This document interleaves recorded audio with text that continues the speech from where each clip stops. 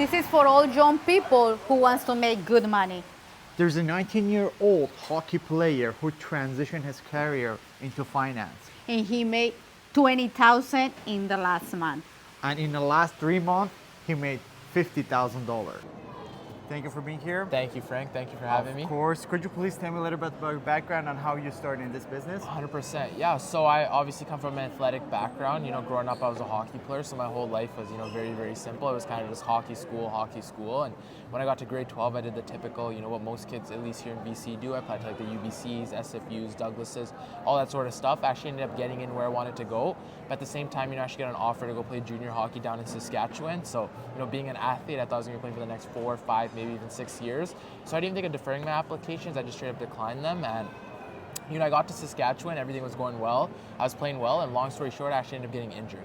Wow. And you understand that, sports, hockey, baseball, basketball, it's all a business. And if I'm not giving them any value, why would they keep me around? So I actually ended up getting sent home. And when I got sent home, I don't like to say I was depressed because it's definitely a strong word, but I was at a low point in my life, right? Because my life came at me so fast. Number one, I had no hockey. Number two, I had no school. Number three, I had no job. And at this time, I kind of had two options. One was to go work in the family business, and second was to, venture out and find something for myself. And that's what I ended up doing, right? I wanted to make a name of myself, wanted to do my own thing. So I ended up getting my first full-time job. It was at a car dealership, and it was like my first gist of the 9 to 5. And I quickly came to realize I absolutely hated it, right? First day I walked in, my boss was screaming at me like, yeah, you can't do this, you can't drink coffee, all this sort of stuff. And more so my coworkers were all like 30, 40, 50 years old. And I was like, man, I can't do this for the rest of my life. There's got to be something better. So I did the typical, what the brown guy in Surrey does. I looked into like real estate, mortgage broker, drop shipping, e-commerce, all these sort of things. But for me personally, I didn't see the scalability or the longevity in any of it. So my plan B was to, always go to school and become a lawyer. Now keep in mind, school's not something I was, passionate about, I wanted to do. I was just very ambitious and I wanted to make money. And I thought the only way at that time you can make money in this world is by going to school. So I ended up applying to law school overseas down in Australia and I ended up getting in, but my intake wasn't for a whole nother year. Wow. So I was like, you know what? I'll make the best out of a worst case scenario. I'll kind of keep working, save some money up. Maybe my shoulder gets better, I can go back to hockey. If not, I'll just be, off to school. So that's what I did. I kind of kept working. And then one day this guy came in and he had a really, really nice car. Are you into cars at all? Yes. Yeah? I'm not the biggest car guy, but I appreciate it when I see a nice car. But what intrigued me was, it was like the middle of the day, I was like looking at my watch, like when can I go home? And he gets out of the car and he looks so young. And in my head, I was like, okay, he obviously didn't go to school. He's not in the trades, he's wearing a suit. Like, what does this guy do? Because when you work these type of jobs, you realize you're never going to be able to afford something like that. So I was so curious, I just went up and asked him, and we ended up talking for 30, 40 minutes. And, he actually invited me to one of these calls, and he taught me so much about investing, taxes, insurances, debt management, credit scores, all these sort of things. I'm like, why has no one ever taught me this before? School never taught me this. My mom doesn't know this. My family, my cousins, my friends. And I was like, how can I do this myself? And that's when he actually took me to one of our offices here in downtown Vancouver. And I met a lot of other people from different backgrounds doing the exact same thing. And some of these people are making almost 5 to 6 figures a month. Wow. Now growing up, I never thought this type of money was real. I thought only like TikTokers and YouTubers make this sort of money, but I saw their cars, their lifestyles, and most importantly, the freedom they had. Now this is exactly what I want, so why not give it a try? Worst case scenario, my life stays the same. I end up going to school. Best case scenario, maybe I can make something out of it, or I just learn something. Now, keep in mind, I had no background in entrepreneurship, sales, leading a team, or finance in general, but obviously with a lot of help with my mentors, a lot of self-guidance, I was, able to get my licensing and certifications done, and ever since August, I've been able to go fully independent myself, and we've been able to scale over 5 figures month after month constantly. That's a great job. For someone who's 19 years old, how much did you make last month? Last month was amazing, right? We finished with around, I believe around $20,000, so yeah. That's awesome. That was awesome, That's yeah. great. Yeah. So I know you're an individual. When you had your license, you hit your 50K milestone in 3 months, which only few people can do that. So what did you do different that you were able to hit that milestone in that short period of time? 100%. So in our industry specifically, or not in our industry, just in any other place or any other career, the certification doesn't actually really teach you anything. It's about being in the field and its experience.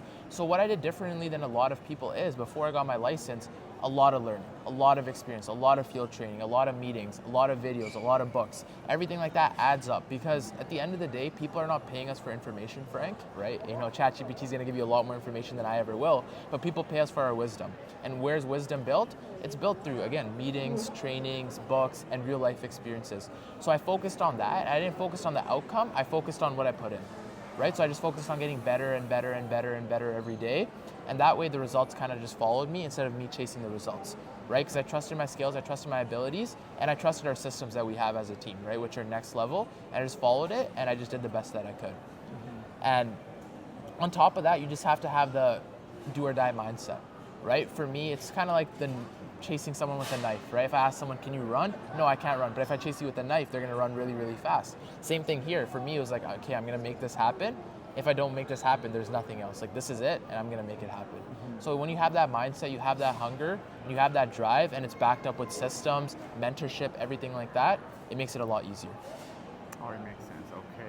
So, what would you say for someone that's watching this video and he wants to do something in his life? Do you think this is an easy path to go, or someone has to go through education? What would you say someone that wants to do this business? This business is very, very accessible, and I truly believe anybody could do it. Right now, obviously, you don't have to go through any education. I didn't go to university or anything like that myself. And like I said, at the end of the day, certifications, degrees, I don't believe that they teach you everything you need to know. You learn everything you need to know in the field, right? And the best thing about our business is you don't have to build anything yourself. It's already built. Because what is a business by trade? It's a system. For example, you know, we're sitting in front of Starbucks right now. Do you think the owner of Starbucks is here giving people out coffees? Of course not. He's built a system. He's built machines. He's built employees so he can enjoy the fruits of his labor. And that's what I love about our business. The system is already built. We just have to come in and duplicate it. And what makes it a lot easier is we have mentorship and we have guidance. So at no point in my career or anyone's career, even your career, are you ever lost. You know exactly what to do. You just need to do it. So can anyone do this business? 100%. Right? It just comes down to your will and your hard work. If you're willing to put in the work, you can make it happen. Now, is the business easy? Of course not, but it's very, very simple. Just like anything else, it's a legitimate career. You have to put the work in, right? You need to know what you're doing, and you need to go hard, but you have it all in front of you. You just got to do it. By the way, this video is not sponsored by Starbucks, so let's go to the last question. So, what are the main challenges or the biggest challenge you have to overcome since you started a business? For you, was like, oh my God, now I did this. I think the rest is going to be easy for me. Yeah, so obviously you have the normal entrepreneurial challenges, right?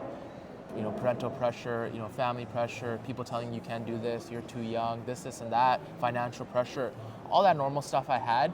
But the biggest challenge I had to overcome was just myself. Right? It was my limiting beliefs, and it was just my own head. Because at the end of the day, who are you around the most? Yourself, right? You're always with your brain, you're always with your thoughts. And once I was able to change that and overcome that, I knew I could do anything.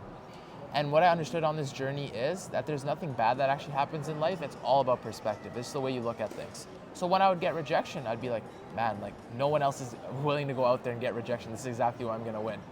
Right? When I wouldn't, you know, make some money, I'd be like, man, like no one would keep going if they weren't making money, right? When I couldn't get licensed, I wasn't like, oh, I'm gonna quit because I can't get licensed. I was like, man, like everybody else would quit if they couldn't get licensed, right? So it's the small things that add up, and at the end of the day, entrepreneurship, business, it's just you against yourself.